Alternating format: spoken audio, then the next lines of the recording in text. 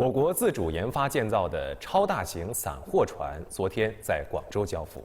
该船型是中国船舶打造的全新升级换代的产品，也是未来远洋运输的主力船型。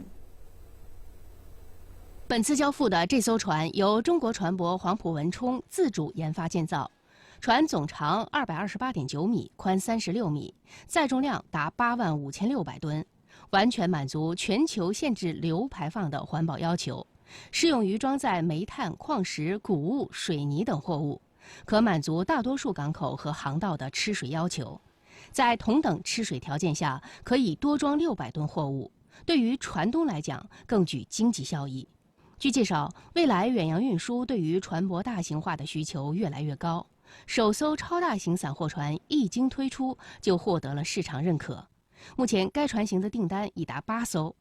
此次交付的这艘船是批量订单的首制船，已被美国大型船运公司租用。交付后将主要用于美洲航线大豆、玉米等谷物的运输。